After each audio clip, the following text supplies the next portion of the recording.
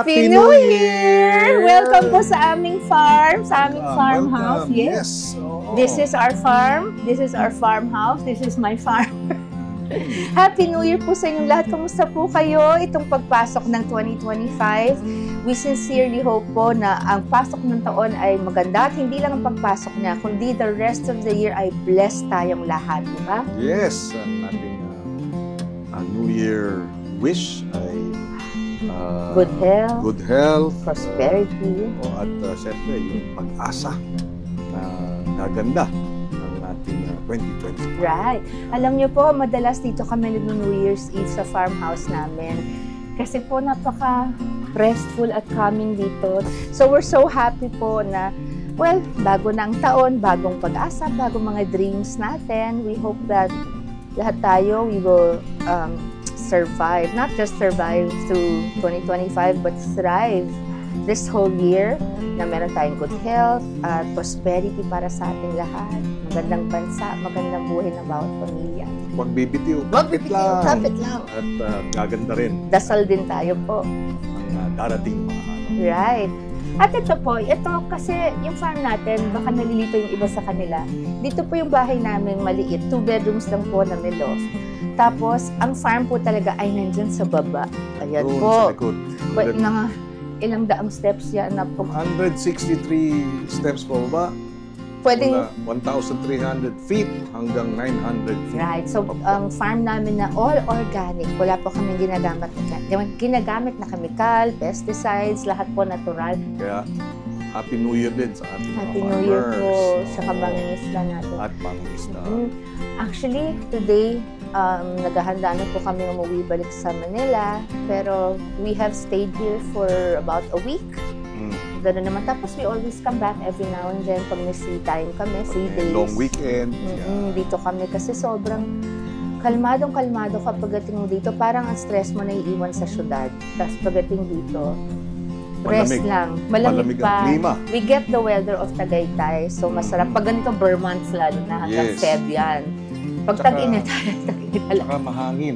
Yes. Walang patid ang ihip ng hangin. At walang pollution. Sobrang fresh ng hangin. Kaya pag natulog ka dito, sus, di ba parang malalim. Malalim. First time ko makatulog nga ng 8 hours, kinikwento kay Karen.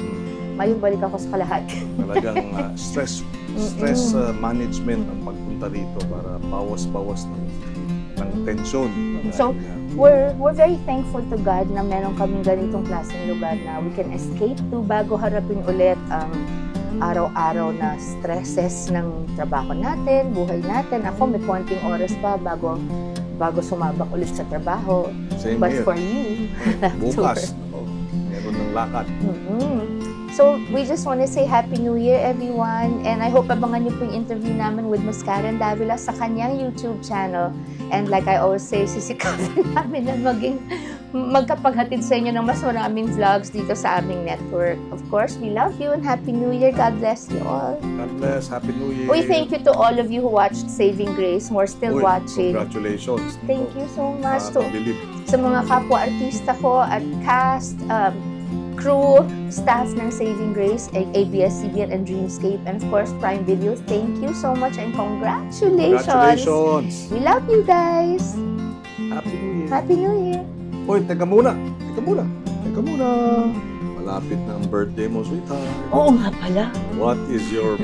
Siyempre, pagka after Happy New Year is Happy Birthday. Ang bilis. Oo nga, walang patid ang holidays ko kasi Christmas, New Year, birthday, konti for akong rest. Ano ang birthday wish mo? Secret. Siyempre, hindi pwede sabihin daw, di ba? Sabihin ko sa inyo, pwede ba yan after? Baka hindi. Simple lang naman, pero importante. Yan. So, akin na lang yan. Pero as usual, for all of you, itong New Year na to, yun, mini-wish namin kayo ng good health, happiness, more blessings from God, and prosperity sa ating lahat. Sana wala masyadong magkasakit, sana wala kayong masyadong maging problema, at kung ano man pong dumating na gagawin sa buhay, sana po malabanan nyo at magtagumpay kayo over all of them. Iyan ang birthday wish mo para sa kanilang lahat. Yes, yung aking secret. Let's pray na lang. Huwag pong mawawala ng pag-asa, huwag titigil sa pananalig sa Diyos.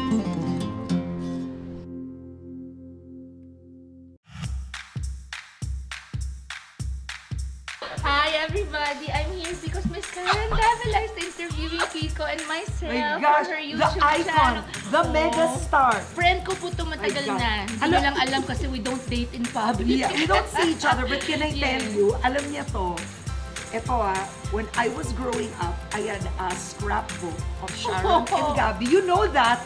I had a scrapbook Me of also. Sharon and Gabby. I also had scrapbook of Sharon and Gabby. And I saw all the movies. Dear Heart, P.S. I Love You, My Only Love. Lahat My yan gosh! nadaanan ko. For me, one of the best films of Sharon is Madrasta. Oh my God. Diba? Favorite of my God. children.